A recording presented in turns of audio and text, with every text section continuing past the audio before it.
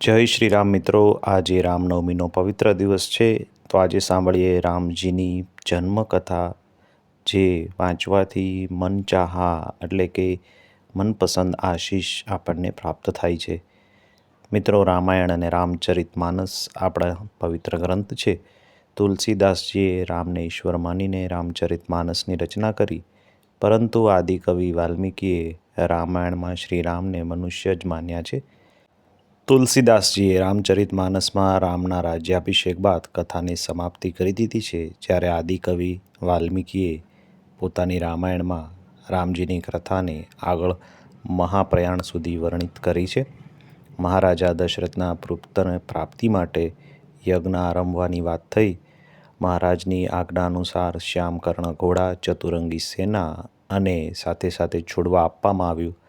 મહારાજ દશરથને સમસ્ત મનસ્વી, તપસ્વી, વિદ્વાન ઋષિમુનિઓ તથા વેદવિજ્ઞ પ્રકાંડ પંડિતની સાથે યજ્ઞ સંપન્ન કરવા માટે પોતાનું આમંત્રણ આપ્યું.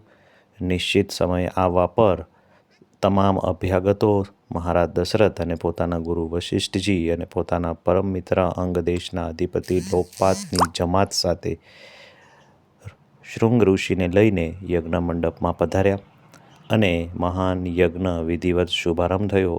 સંપૂર્ણ વાતાવરણ વેદોની ઋચાઓ અને ઉચ્ચ સ્વરમાં પાઠથી ગુંજી ઉઠ્યું અને તમામ જગ્યાએ વેદોની ઋચાની સુગંધ મહેકવા લાગી. સમસ્ત પંડિત, બ્રાહ્મણ, ઋષિ અને બધા જ યથોચિત ધન, ધાન્ય, ગૌ તમામ વસ્તુ ભેટ કરી અને વિદાય થવા લાગ્યા. યજ્ઞની સમાપ્તિ થઈ. રાજા દશરથને યજ્ઞનો પ્રસાદ ખીર પોતાના મહેલમાં જઈ પોતાની ત્રણેય રાણીમાં વિતરિત કરી દીધી. પ્રસાદ ગ્રહણ કરવાથી પરિણામ સ્વરૂપે ત્રણેય રાણીઓને ગર્ભધારણ થયો અને ચૈત્ર માસના શુક્લ પક્ષની નવમીની તિથિમાં પુનર્વસુ નક્ષત્રમાં સૂર્ય, મંગળ, શનિ, બૃહસ્પતિ તથા શુક્ર એ પોતાના ઉચ્ચ સ્થાનોમાં વિરાજમાન હતા. કર્ક લગ્નનો ઉદય થઈ મહારાજ દશરથને સૌથી મોટી રાણી કૌશલ્યાના ગર્ભમાં એક શિશુનો જન્મ થયો, જે નીલવર્ણ, ચુંબકીય આકર્ષણવાળા, અત્યંત તેજમય, પરમ કાંતિવાન તથા અત્યંત સુંદર હતા અને તેને જોવાવાળા દરેક લોકો દંગ રહી જતા. ત્યારબાદ શુભ નક્ષત્ર અને શુભ ઘડીમાં મહારાણી કૈકેયી એક તથા ત્રીજી રાણી સુમિત્રાએ 2 તેજસ્વી પુત્રોને જન્મ આપ્યો. સંપૂર્ણ રાજ્યમાં આનંદ છવાઈ ગયો. મહારાજે 4 પુત્રને જન્મના ઉલ્લાસમાં ગાંધર્વા ગાન કરવા લાગ્યા. અપ્સરાઓ નૃત્ય કરવા લાગી. દેવતા પોતાના વિમાનમાં બેસી પુષ્પવર્ષા કરવા લાગ્યા. મહારાજ ઉન્મુક્ત હસ્ત દ્વારા રાજદ્વાર પર ફાટ આવ્યા. ચારણ તથા આશીર્વાદ દેવાવાળા બ્રાહ્મણો, યાચકો તમામ લોકો દાન દક્ષિણા દેવા આવ્યા. પુરસ્કાર પ્રજાજનોમાં ધન, ધાન્ય, દરબારીઓમાં રત્ન અને આભૂષણો પ્રદાન કરવામાં આવ્યા. 4 પુત્રનું નામકરણ સંસ્કાર મહર્ષિ વશિષ્ઠ દ્વારા થયું અને તેના નામ રામચંદ્ર, ભરત, લક્ષ્મણ અને શત્રુઘ્ન રાખવામાં આવ્યા. પોતાની આયુ વધવાની સાથે રામચંદ્રજીમાં વિવિધ પ્રકારના ગુણો વિકસવા લાગ્યા અને પોતાના ભાઈઓ કરતાં એ પ્રસિદ્ધ બન્યા અને પ્રજામાં અત્યંત લોકપ્રિય થયા. અત્યંત વિલક્ષણ પ્રતિભાના પરિણામ સ્વરૂપ અલ્પકાળમાં જ એ તમામ વિષયમાં પારંગત થઈ ગયા અને તમામ પ્રકારના અસ્ત્ર તથા હાથી, ઘોડા તમામ પ્રકારના વાહનોની સવારીમાં અસાધારણ નિપુણતા તેમને પ્રાપ્ત થઈ.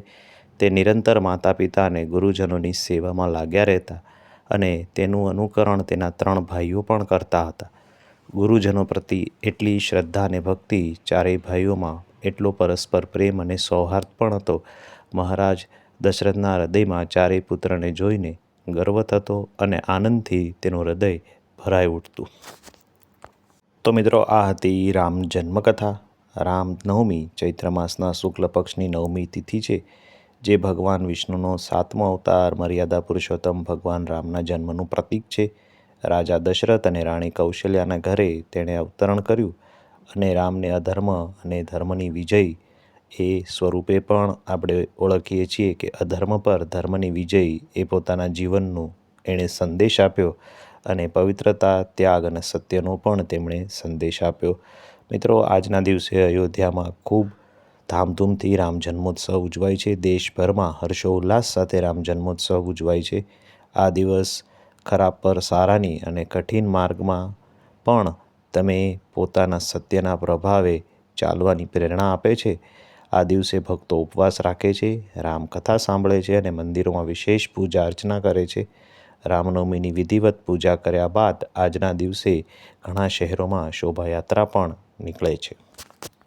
મિત્રો, ભગવાન વિષ્ણુના 7મા અવતાર ભગવાન રામેજીના પોતાના કાળમાં અનેક મહાન કર્મ અને ધર્મપરાયણના કાર્યો કર્યા, જેમાં સીતા સ્વયંવર હોય, ધનુષ તોડવાનું હોય, મહાબલી વાલીનો વિનાશ હોય, સુગ્રીવની સહાયતા હોય કે રાવણનો વધ હોય.